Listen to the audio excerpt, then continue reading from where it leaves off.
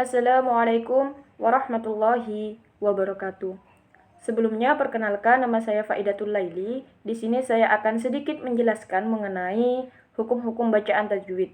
Jadi tajwid itu apa sih sebenarnya? Jadi tajwid itu merupakan ilmu yang digunakan untuk mengetahui kaidah dan cara membaca atau membunyikan huruf Al-Qur'an secara baik dan benar.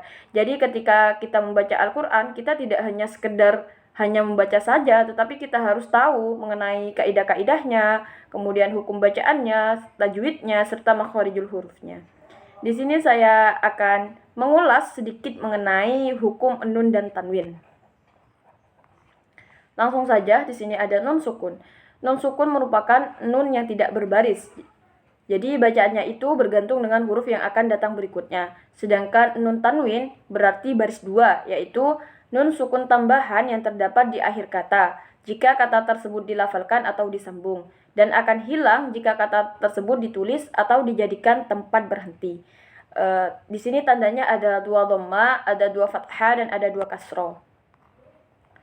Kemudian di sini ketika nun dan tanwin bertemu dengan 28 huruf hijaiyah, maka akan terdapat beberapa hukum bacaan. Di sini terdapat 4 hukum bacaan, yakni ada iklab, ada ikhfa hakiki, ada idhar, dan ada idgham. Tetapi di sini saya tidak akan membahas satu persatu. Di sini saya hanya akan membahas idgham saja. Idgham itu menurut bahasa yakni memasukkan sesuatu ke dalam sesuatu. Sedangkan menurut istilah tajwid, idgham merupakan memasukkan huruf yang sukun ke dalam huruf yang berharokat sehingga menjadi satu huruf yang bertasdid.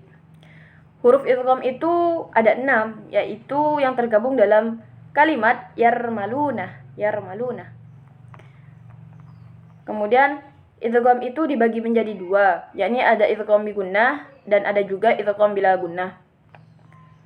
Idgham bi gunnah sendiri, bi gunnah itu artinya dengung. Hukum bacaan disebut idgham bi gunnah, yakni apabila nun sukun atau tanwin bertemu dengan salah satu dari huruf yang 4 ini, yaitu ya, nun, mim, dan waw, atau biasa disebut dengan yanmu.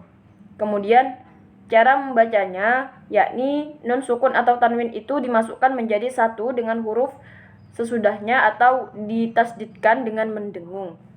Tapi di sini ada yang perlu digarisbawahi.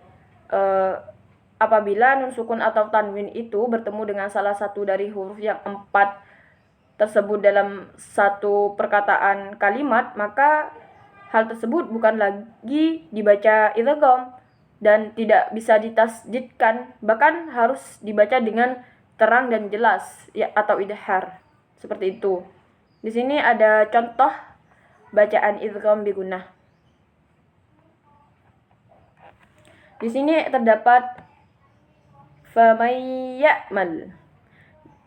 Di sini bacanya bukan faman ya'mal lagi, tetapi harus faman ya'mal, karena di sini ada nun sukun bertemu dengan huruf ya, maka harus dibaca tasdid dan dengung, seperti itu. Kemudian di sini juga ada mim misli, bukan dibaca min misli, tetapi dibaca mim misli, seperti itu. Kemudian di sini ada qarnim makkannahum, ada tanwin bertemu dengan mim. Di sini juga ada hayatu ya ulil albab. Di sini ada tanwin juga bertemu dengan ya, seperti itu. Kemudian yang kedua, di sini ada idgham bila gunnah. Bila gunnah itu artinya dengan tidak mendengung. Jadi kalau bi gunnah itu mendengung, kalau bila gunnah ini tidak disertai dengan dengungan, seperti itu. Hukum bacaan disebut idgham bila gunnah, yakni apabila nun sukun atau tanwin bertemu dengan lam dan ra. Cara membacanya yaitu dengan mengidghamkan nun atau tanwin pada lam dan ra, tetapi tanpa mendengung, seperti contoh di bawah ini.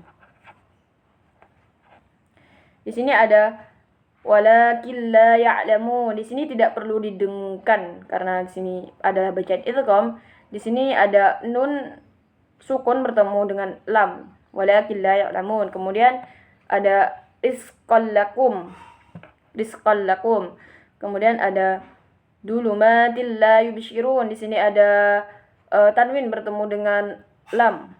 Kemudian ada khairul lakum, khairul lakum.